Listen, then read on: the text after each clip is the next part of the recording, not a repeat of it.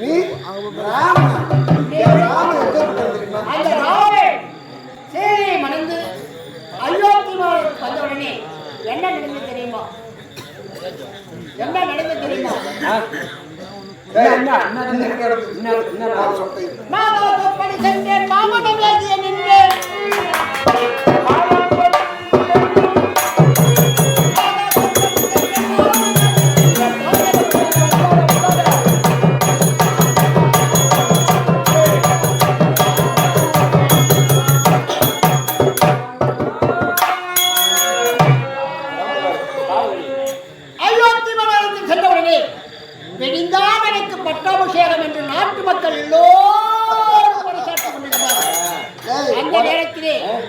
என் சித்தன் இருக்கின்றாரே கைதாதேவி என்ன செய்தார்கள்? தந்தை தசரத மன்னன் சம்ராசுரனோடு யுத்தத்துக்கு சென்றார். அப்படி செல்கின்ற சமயத்திலே என் சின்ன தாயா இருக்கக்கூடிய அது கைதாதேவி ரதத்தை செலுத்தினார். ரதம் செலுத்தும் போது ரதத்தில் உள்ள அச்சாணியானது ஒடுங்கிவிட்டது. அச்சாணி ஒடுந்தவுடனே அந்த சக்கரம் கைந்து வெளியே போய்விடும் பொழுது பார்த்தாங்க இந்த சின்னம்மா கையை என்ன செஞ்சாங்க? தன் விரலையை அச்சாணியாக கொடுத்து அந்த ரதத்தை செலுத்தி சம்ராசுரனை கொண்டு குவித்தார்கள். அப்படி சம்ராசுரனை கொண்டு குவித்தவுடனே என் தந்தை என்ன செய்தார்? கைகா தேவி உன் உதவியால் நான் இந்த சம்ராசுரனை கொண்டு குவித்தேன், உனக்கு 2 வரம் தருகிறேன் என்று தெரிவித்தார்கள். அப்படி 2 வரம் தருகிறேன் என்று உடனே தந்தை எழுதிட்டார், நீ எப்போ வேணாலும் கேள்வி வரதில்லை. ஆனா எங்க அம்மா என்ன சொல்லிட்டாங்க, எனக்கு எப்பொழுது வேண்டுமோ அப்போது கேட்கிறேன். தெரிந்தால் எனக்கு பட்டாபிஷேகம். அப்படி பட்டாபிஷேகம் சொன்ன உடனே பூனையானவன் என்ன செய்தான்? என் சிற்றனையை ஏவி உன் மகன் பரதே நாடு கிடையாது, நீ வளர்க்கப்பட்ட மகன்தான் ராமன். ராமனோ இந்த நாட்டை ஆளப்போகிறான். நாட்டை ராமன் ஆண்டால் உன் மகன் என்ன? அவனுக்கு நாட்டு பிரசைகளோடு தானே. அதனால் அன்று உன் கணவன் கொடுத்த அந்த வாக்களிப்பதிகள் என்ன கேட்கணும்? இந்த அயோத்தி மாநகரத்தை மறந்து நாள வேண்டும். ராமன் சடமுடி தரித்து கானகம் சென்று 14 ஆண்டு தவசிகளோடு புருஷன் செய்து பின் வந்து நாட்டை ஆளட்டும் என்று என் தாய் உரைத்தார்கள். அப்படி மாதா தோற்படி சங்கர் மாமனம்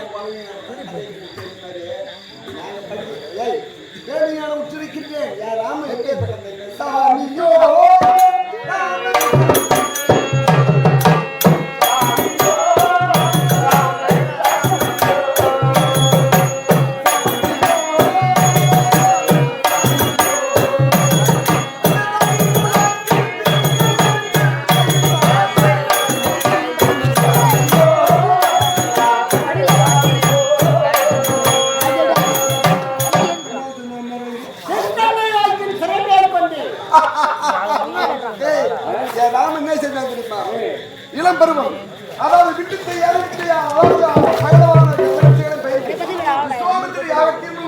அதாவது முடித்து அங்கே அகலை சாபத்தில் தீர்த்து பிறகு வந்து ரகுராமன் என்ன செய்தான்? பட்டாபிஷேகத்தை நாள் அப்பொழுது அந்த ராமன் சிற்றன் கையை சுபத்ரா தேவி கோசலா தேவி இவர்கள் எல்லாம் மனமகிழ்ந்தார்கள். ராமனுக்கு முடிசூட்ட போகிறாரே அப்படி என்று, அதாவது கூலி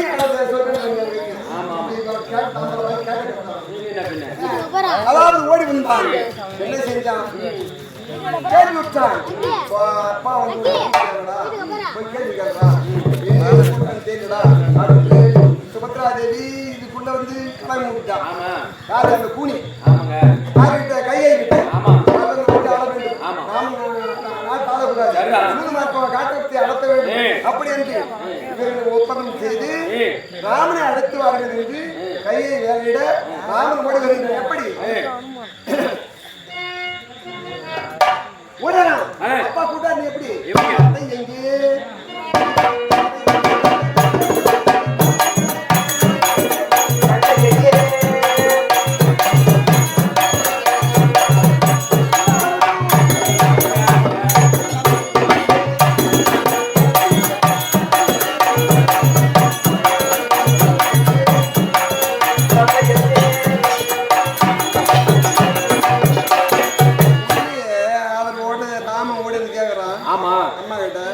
அதுக்கு தாய் என்ன சொல்றாங்க?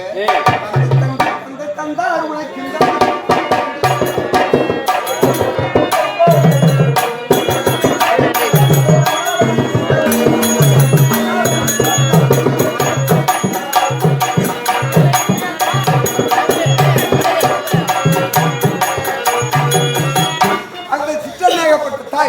கையை என்ன செய்தார்? ஏ அப்பா, உன்னை வந்து பட்டாபிஷேகத்துக்கு உன்னை கூட்டாரு நினைச்சு போற அப்பா ரகுராமா, கொஞ்சம் 17 ஆண்டு வனவாசத்துக்கு தந்தை கட்டளையிட்டு விட்டார். என்னை உன்னிடத்து நேராக பேசுற கஞ்சி என்னிடத்தில் வேலை செய்து சொல்லிவிட்டு அவன் சென்று விட்டான். சித்தனை சொல்லி விட்டார். ஓடியா ராம ஓடியான் குடுக்குன்னு ஓடியான்ட்டு, அம்மா என்னம்மா சொல்றீங்க?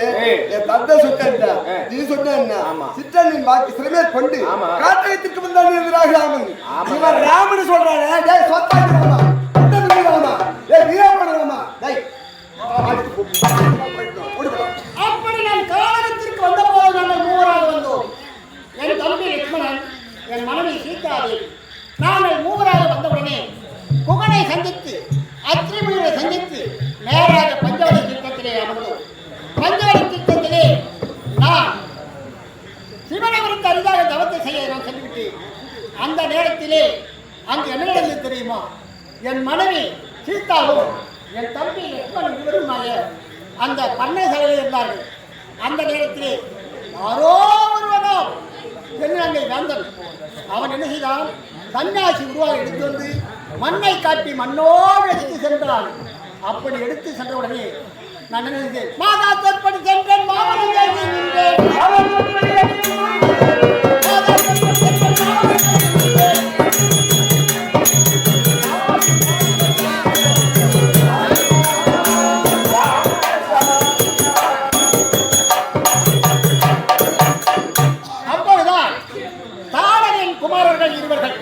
சுபாது மாரிசன் தாடையை கொன்ற போது சுபாயை கொன்றேன். மாரிசன் தப்பி ஓடிவிட்டான். அந்த மாரிசனையும் கொன்று குடித்தேன். அது மட்டுமா, பஞ்சகமாலிய வைத்தேன்.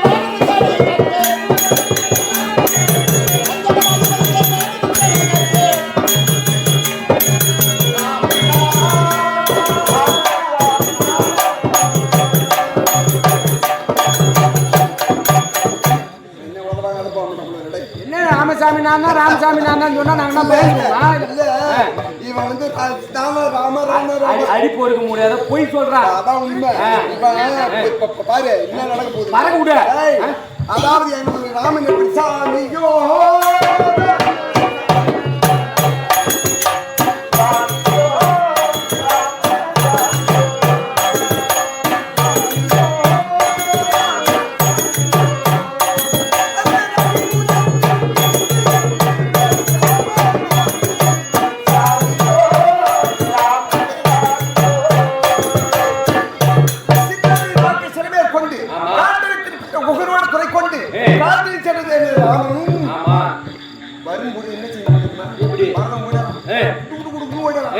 ராமன் காட்டுக்கு போறானே அப்படின்ட்டு அண்ணனை விட மாட்டேன் அப்படின்ட்டு ஓடலாம் கூட அவனுக்கு ராமனுக்கு கவனம்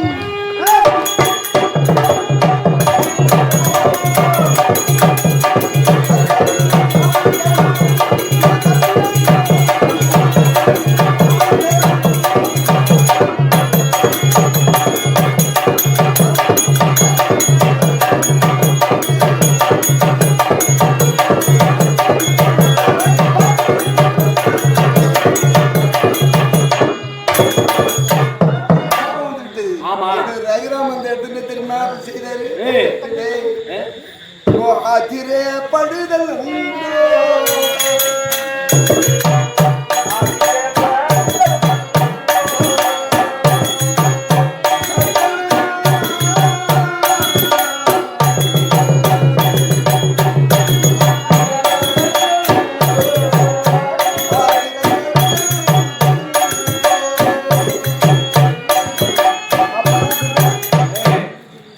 அதாவது சுத்தரிக்கும் சூரியனை கூட நம்பி விடலாம். ஆத்திரத்தை நம்ப கூடாது. ஆத்திரம் அதாவது அருள் சுடு தண்ணீர வீடு வேணுமாடா.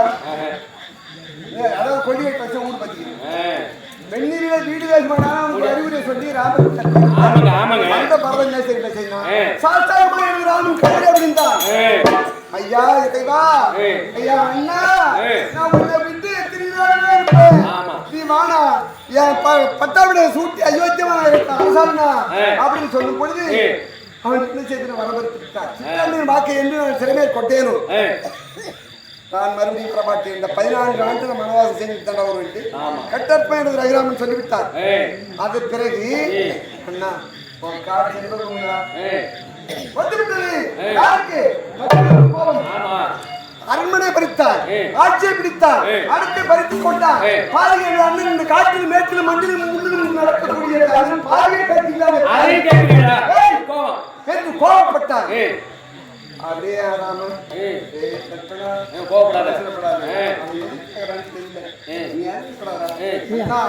உன் நினைவாக உன் பாதியை வைத்து நீ வருவதை அந்த சிம்மாசனத்தில் வைத்து நான் உன் பாதியை அரசாங்கம்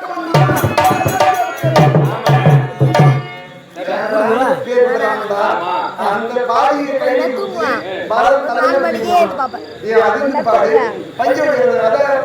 முன்னாடி தட்டி விட்டு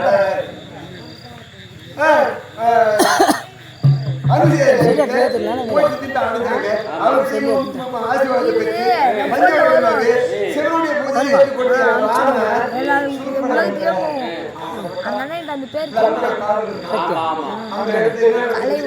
கேள்விப்பட்டேன்.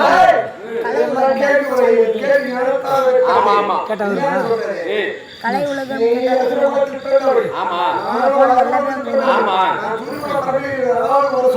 ஒரு பானம் ஒரு பத்திரி இது வாழக்கூடியவன் ராமன். அப்பேற்பட்ட சொல்லை ஏற்றவன் என்ன மாதிரி கதை இங்கே படித்தவன் கதினானது இல்லை, எவன் சொன்னானது இல்லை. சாமியோ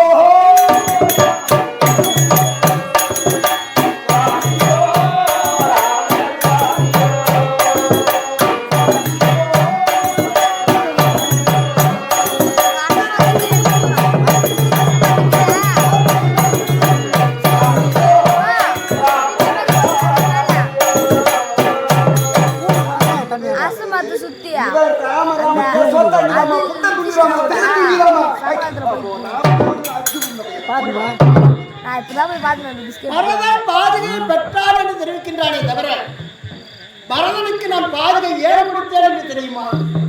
தெரியாது. இந்த பிறவிலே நான் ராமனாக இருக்கின்றேன். முதல் பிறவிலே நான் விஷ்ணுவாக இருந்தேன். அரக்கர்களை சம்பாரம் செய்வது என் வேலை. உடையே இடையே கடையே என்று மும்மூர்த்திகள். உடையனாக பிரம்மதேவன் பாம மக்களை உண்டு செய்து இந்த பூமிக்கு போவா என்று அனுப்புவான். அப்படி அனுப்பும் போது பிறந்தார், சில காலம் இருந்தார், பிறகு இறந்தார் என்று சொல்லக்கூடிய 3 சொல்லுக்கு கட்டுப்பட்டு அனுப்புவன் தான் பிரம்மதேவன். அப்படி அனுப்பி ஜீவசந்துக்கெல்லாம் ஆண்டவராகிய அறை பாமர மக்களுக்கெல்லாம் பணியிழந்து கொண்டிருக்கின்றார். நான் அக்கிரமம் தோன்றி காலத்திலே ஆண்டவராக நான் தோன்றி அழிப்பது உண்மை.